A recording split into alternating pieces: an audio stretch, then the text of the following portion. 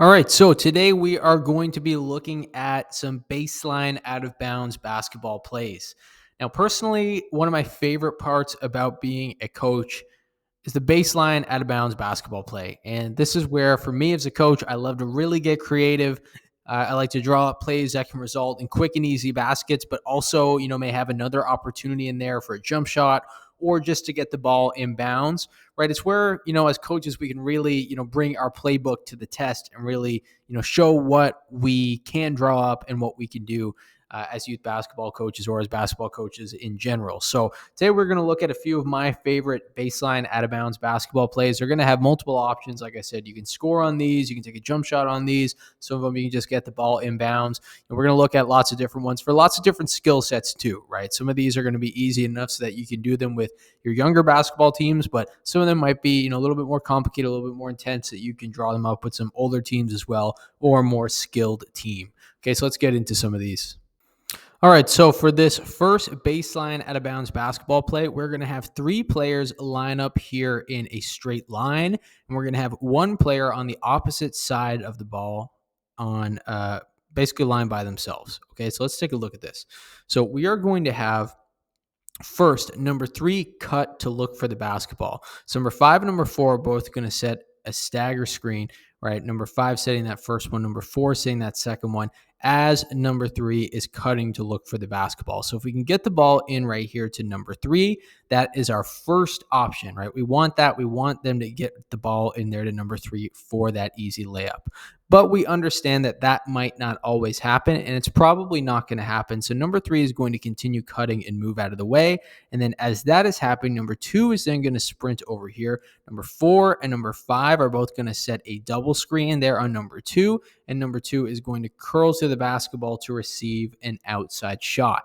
Now, it depends on which age group that you're going to be looking at here. If this is for a younger team, then maybe you can curl for a mid-range shot. If it's for an older team, you're going to want to make this a three-point shot and put somebody in that position that you feel like is a reliable shooter. So this play has two different options, one for that easy layup from number 3 and one for that outside jump shot there for number 2. In this one, we are going to line up in a box, right? We're going to line up in a, sort of box setting. Okay, so we're going to have number 1 here, obviously our inbounder with the basketball. Now, the first thing that we're going to do is we're going to have number 3 kind of float backwards behind the three-point line to get them out of the play a little bit. So we want number 3 to kind of, be out of the play. They're not going to be an option.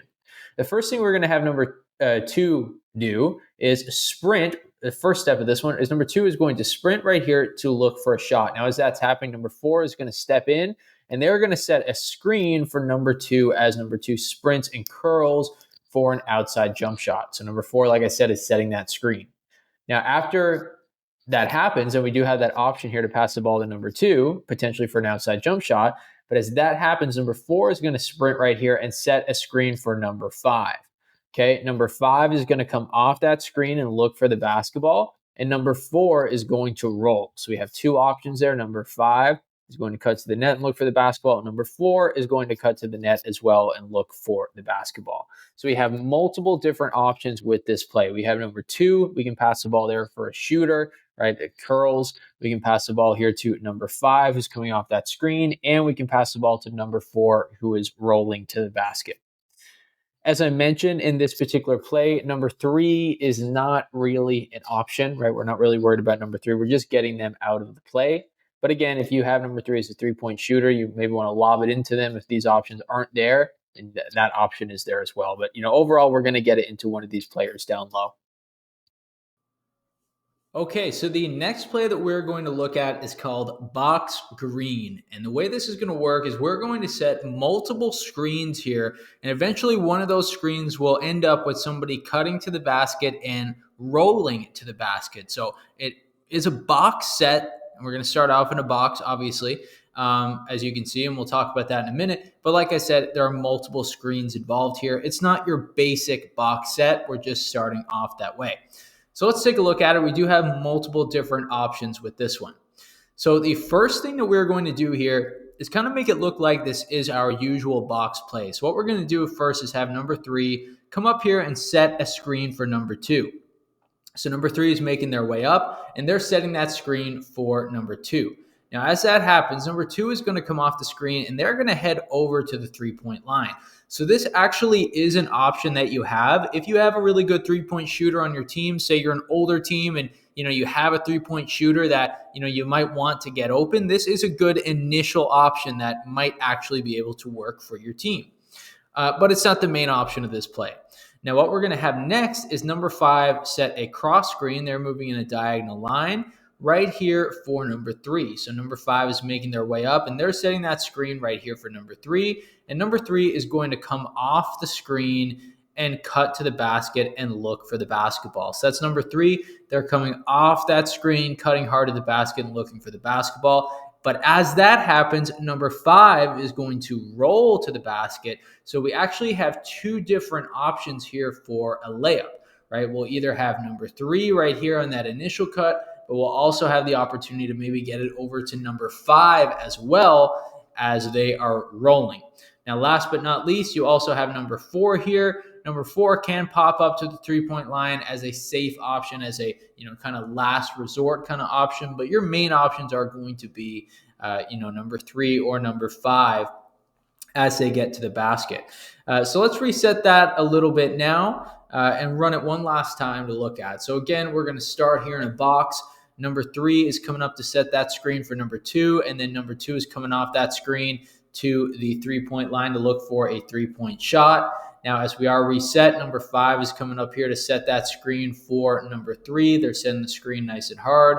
Number 3 is cutting to the basket off that screen, obviously much tighter than what I just drew, but they're looking for the basketball. And number 5 is rolling. Number 4 is extending. So we have 3 main options down low and 1 kind of safety option up high. But again, if we can get in there to number 5 or number 3, that will result in an easy layup for our team. All right, folks, I need to quickly stop right there before we move into our next topic to mention that right now, 97.1% of our daily viewers are not subscribed to our channel. So that means if you are one of these people, if you are one of these 97.1% who are not currently subscribed but are watching this video, it would be greatly appreciated if you could take the time real quick to hit that subscribe button. It will help us continue to make content like this, continue to make basketball plays for other coaches, basketball drills for other players, and basketball, everything that both players and coaches and organizations alike can use. So again, if you could really quickly take the time to hit that subscribe button, it'll just take 2 seconds. It would be greatly appreciated. But moving on to our next topic. All right, so this is a baseline out of bounds basketball play, and this one is named L, right? So pretty self-explanatory. We are lined up in an L shape. Okay, just like this, we can see that we're lined up in an L shape. This one's going to provide us with a few different opportunities. We're going to have an opportunity for a 3-point shot. Okay, we're going to sprint through. We're going to have multiple screens ready for a 3-point shot, but we're also going to have multiple opportunities for a few wide open layups. So a few different ways that we can go with this, a few different options. Okay, so first things foremost, we want to set up in an L shaped. Okay, with most of these players being on the opposite side of the ball, right? As we can see, we're lined up in this direction. Okay, we're not staggering our players on the same side of the basketball. Okay, so the first thing that's going to happen is number 3 here is going to sprint for an outside shot. Okay, and as that is happening, number 5 is going to step in and set a screen for number 3, and number 4 is going to do the same thing. Okay, so as we can see, number 3 is going to sprint. They're going to run tight right here. Number 5 is going to set that first screen. Right, number 4, as number 3 passes by, is going to set that second screen. Then we're going to have number 3 curl. Right, if you're dealing with the younger team, maybe we can curl a little bit tighter for an inside shot. If you're dealing with an older team, maybe you want that to be an outside 3-point shot.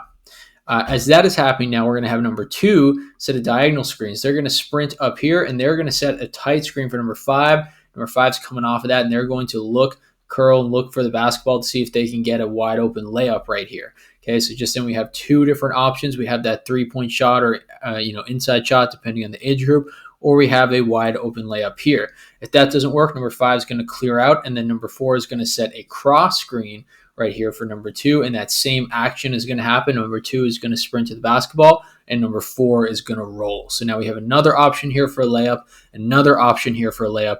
So pretty much every single player on the floor is an option, right? Which is what we want. Okay, let's take a look at it again. Let's reset. Okay, so we had number 3 up here, we had number 5 right here, we had number 4 right here, number 2 right here, and that is our L shape. Okay, let's reset and watch it again. Right, we're going to have number 3 sprint. They're going to get screened on here by number 5. They're going to get screened on here by number 4. They're going to get that outside shot. Okay, as that's happening, number 2 then is going to come set that screen here for number 5. Right, number 5 is coming off that screen. We maybe get the ball to them for a wide open layup, but if not, they're going to clear out. Okay, then number 4 rather is going to set that screen on number 2. Number 2 is cutting to the basket. Number 4 is rolling to the basket, right? So again, every single player at some point in this play is an option.